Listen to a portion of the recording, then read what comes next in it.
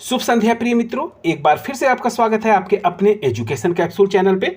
और हम लेकर आपके सामने फिर उपस्थित हैं एक नए वीडियो के साथ, जिसमें हम बात करेंगे बिहार ग्राम कचहरी न्याय मित्र की जो काउंसलिंग होने वाली है, आपकी प्रस्तावित है, जो आपकी 5 तारीख को काउंसलिंग है, उससे संबंधित जो आपके पास डॉक्यूमेंट्स होने चाहिए, ठीक है, उसके बारे में। लेकिन यहां पर हमने आपको पहले भी डॉक्यूमेंट्स के बारे में सब कुछ बता दिया है, लेकिन पंचायती राज विभाग की तरफ से जो सोशल मीडिया पे जो आपका नोटिफिकेशन आता है, वो बड़ा ही भ्रमित करने वाले नोटिफिकेशन आते हैं। और जबकि मैंने उस नोटिफिकेशन को 2 दिन पहले जब देखा था, जब मैंने पोस्ट किया था, और उसमें क्रीमी लेयर वाला जो टॉपिक है, यहाँ पे हमने देखिए इंक्लूड किया हुआ है क्रीमी लेयर का टॉपिक, इसको लेकर जो है उन्होंने जो है एक डेट डिक्लेयर की थी।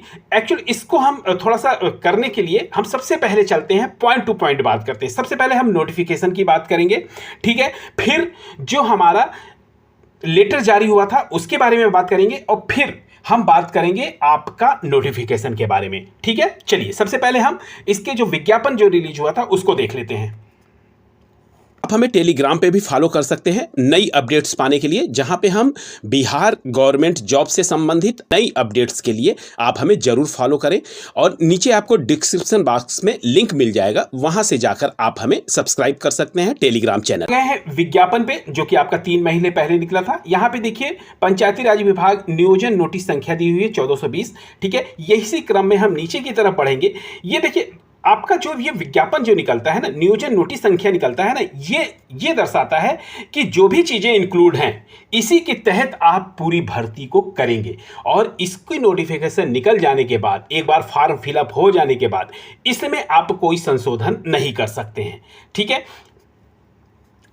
तो यहां नीचे की तरफ हम बढ़ते हैं, ठीक है। यहां पे हमें जो आपका जाति में आरक्षण से संबंधित है, ठीक है। यहां पे देखिए इन्होंने यहां पे लिखा है कि आरक्षण का लाभ राज्य सरकार के प्रचलित आरक्षण नियमों के अनुसार राज्य सरकार के सक्षम स्तर से निर्गत प्रमाण पत्र के आधार पर देय होगा, ठीक है। यहां पे देखिए कहा है इन्होंने कि आरक्षण का लाभ राज्य सरकार के प्रचलित आरक्षण नियमों के अनुसार राज्य सरकार के सक्षम स्तर से निर्गत प्रमाण पत्र के आधार पर देय होगा। यहां पे कहीं भी एनसीएल की बात नहीं हो रही है, केवल कास्ट सर्टिफिकेट की बात हो रही है, और अगर हो भी रही तो कहीं पे डेट इंक्लूड नहीं है, ठीक है। थोड़ा सा हम आगे की तरफ बढ़ते हैं।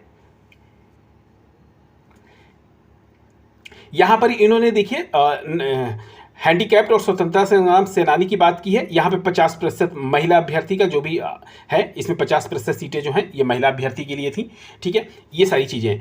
अब यहाँ पर हम इसी नोटिस के बाद अभी जो हमारा एक करीब 1 हफ्ते पहले एक जो आपका आनंद शर्मा जो निदेशक है, उनकी तरफ से सभी जिला पंचायत प्राधिकारियों को जो पत्र लिखा गया था उसको भी हम देख लेते हैं। यहाँ जो ये पत्र आप देख पा रहे हैं, ये सभी जिले के जो 38 आपके जिला पंचायत प्राधिकारी हैं, उनके पास ये आनंद शर्मा जी जो निदेशक हैं उनके तरफ से ये लेटर गया था। और इस लेटर में उन्होंने साफ साफ लिखा है, ठीक है ना, ये लेटर उनको गया था और वहां पे इन्होंने साफ साफ लिखा हुआ है कि आपको क्या क्या चीज चाहिए। यहाँ पे देखिए ऑनलाइन एप्लीकेशन फॉर्म, सत्यापन प्रपत्र, मैट्रिक का, इंटरमीडिएट का, विधि स्नातक का, ठीक है, इन्होंने कहा। फिर ये कह रहे हैं कि आरक्षण दावा संबंधी जाति प्रमाण पत्र की मूल प्रति अनुसूचित जाति और अनुसूचित जनजाति के अभ्यर्थी के लिए विभागीय वेबसाइट पर अपलोड किए गए प्रमाण पत्र के अनुसार। आप समझ रहे हैं ना, जो आपने अपलोड कर दिया है उसी के अनुसार आपको चाहिए। फिर यहां पे कह रहे हैं क्रीमी लेयर रहित प्रमाण पत्र की, ठीक है। यहां पर अब थोड़ा सा मैं जो बताने वाला हूं उसका आप गौर से देखिएगा।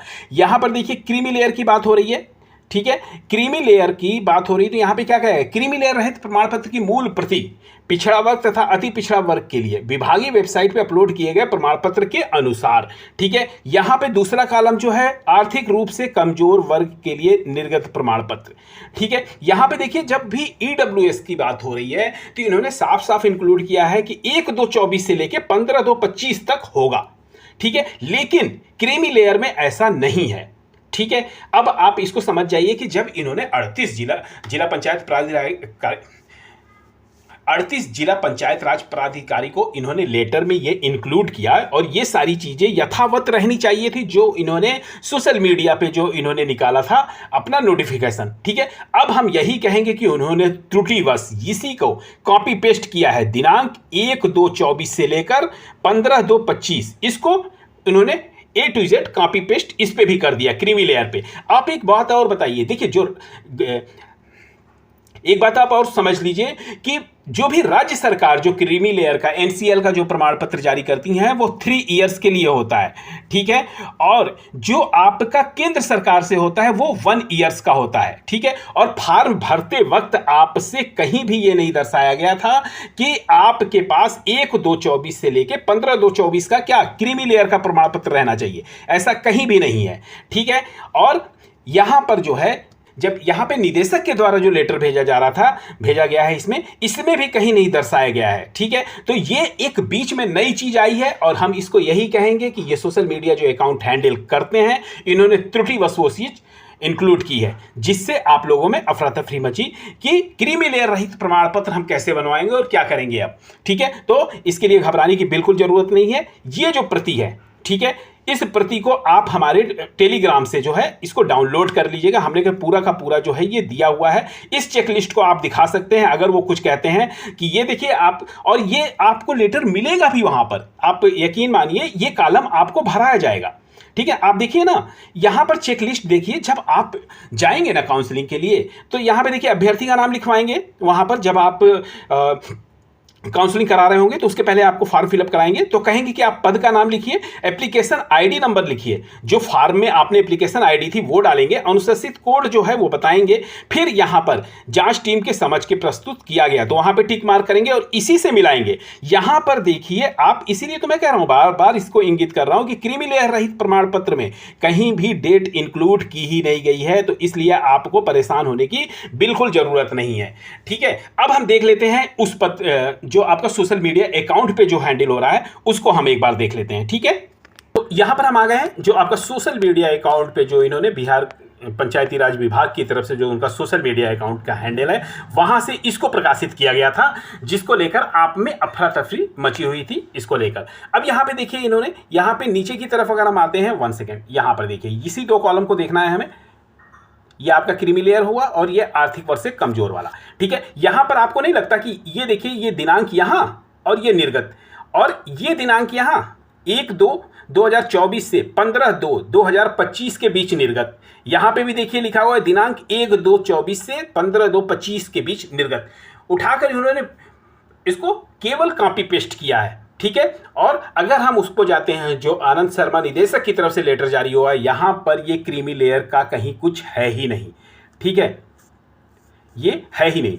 तो इसलिए आप सशंकित मत होइए इसको, या मतलब ये जो है ऑथेंटिक नहीं है, इससे आप समझ लीजिएगा। बस हाँ, इसमें जो डॉक्यूमेंट्स दिए हुए हैं वो आपको इकट्ठा करना है, ठीक है। लेकिन आपको घबराना नहीं है, आपको जो वहां पे जो लेटर मिलेगा जो अभी हमने पहले दिखाया था वहां पे उसको ही फिलअप करना है। तो इसको लेकर आप बिल्कुल भी सशंकित ना हो, ठीक है। अब बात आती है कि आपका पुलिस अधीक्षक निर्गत, ये तो आप ऑनलाइन कर ही लेंगे जैसा कि मैंने बताया है मूल प्रति में, ठीक है। नोटरी द्वारा निर्गत शपथ पत्र वही है जो आपने अपलोड किया था, ठीक है ना। जब आपने फॉर्म फिलअप किया था तो वहां एक नोटरी का प्रारूप आया था ना, आपको याद होगा, और उसको आपने नोटरी बनवाकर उसको अपलोड किया था, तो वो नोटरी तो आपके पास होगी ना, उस नोटरी को ले जाने की बात कर रहे हैं कि उसको आप लेकर जाइएगा, ठीक है। और पासपोर्ट साइज फोटो 4 चाहिए आपको। दहेज लेन देन का मैंने अपने टेलीग्राम पर डाल दिया है, जहां सर आप ले सकते हैं दहेज लेन देन निषेध का स्वघोषणा प्रमाण पत्र। हाँ, कई लोग पूछ रहे हैं कि यार लड़कियों को भी, देखिए यहां पर लेन देन, लेना और देना दोनों निषेध है यहां पे कहा है अगर,